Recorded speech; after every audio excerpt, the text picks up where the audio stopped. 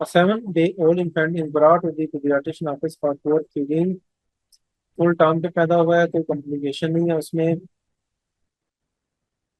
Mother देख रही है कि उसका बेबी जब फीड कर रहा है तो वो थक जाता है, टायर्ड हो जाता है, ठीक है,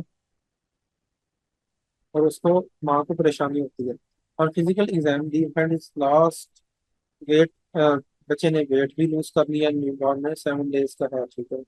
और उसमें कंटिन्यूअस मशीन लाइक मरमर है, ठीक है। यहाँ पे आ गया कंटिन्यूअस मशीन लाइक मरमर है, ठीक है, ग्रेड 2/6, यानी ग्रेड 2 का मरमर है। तो क्या है जी, पेरेंट डक्टस आर्टीरियोसिस है, ठीक है। वाइड पल्स प्रेशर भी है, पीडीए में वाइड पल्स प्रेशर होता है, यानी इसकी फाइंडिंग है।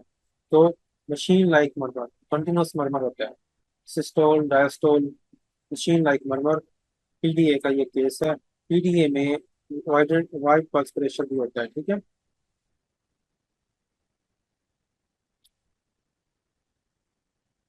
अब इसमें वाइड पल्स प्रेशर क्यों होता है?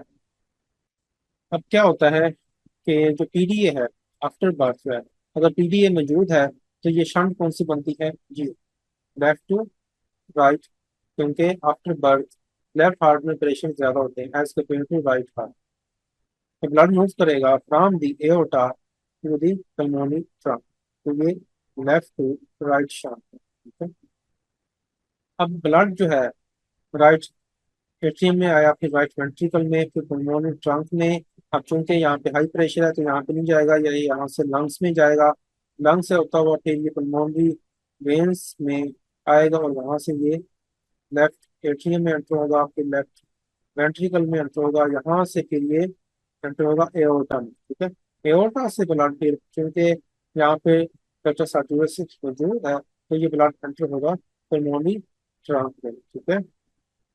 तो क्या होगा कि जब वेंट्रिकल्स कंट्रैक्ट करेंगे तो ब्लड एओर्टा में जाएगा, ठीक है। एओर्टा से फिर ये पेट्रोसार्टोसिस के थ्रू एंटर होगा इनको दी पल्मोनरी ट्रंक। तो एबनॉर्मल वहाँ पे ब्लड फ्लो होगा तो नॉर्मल प्रोड्यूस होगा, ठीक है।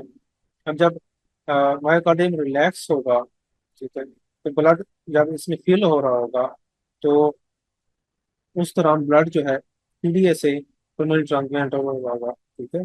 तो एक सिस्टोल डायस्टोल कंटिन्यूअस मरमर होगा, इसमें मशीन लाइक मरमर होता है, ठीक है। अब वाइड पल्स प्रेशर क्यों होगा? क्योंकि जब ब्लड यहाँ पे पंप हो रहा है इनटू द एओर्टा, वो एंटर हो रहा है back into the pulmonary trunk.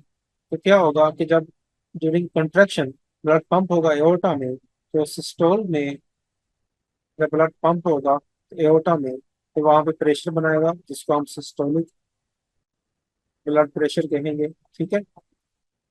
लेकिन जब वो रिलैक्स करेगा वेंट्रिकल, जब वेंट्रिकल्स ने ब्लड पंप कर दिया, रिलैक्स होंगे, फिल हो रहे होंगे ब्लड से, तो उस दौरान जब ड्यूरिंग डायस्टोल यहाँ पे प्रेशर मेंटेन होना चाहिए with due to presence of blood, जब ब्लड नहीं होगा क्योंकि वो आ रहा है पुल्मोनरी ट्रंक में, पीडीए से होता हुआ वो पुल्मोनरी ट्रंक में आ रहा है, तो ब्लड यहाँ पे कम हो जाएगा, तो प्रेशर यहाँ पे कम हो जाएगा ड्यूरिंग दी डायस्टोल, ठीक है।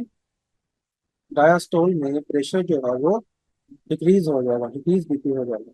तो स्टोलिक ब्लड प्रेशर जो है वो इंक्रीज होगा एज अ कंपनसेटरी मैकेनिज्म भी। तो क्या होगा, increase systolic blood pressure and decrease diastolic blood pressure. तो इसमें क्या होगा पेशेंट में जी, पल्स प्रेशर इंक्रीज होगा, वाइड पल्स प्रेशर होगा, जो फाइंडिंग है पीडीए।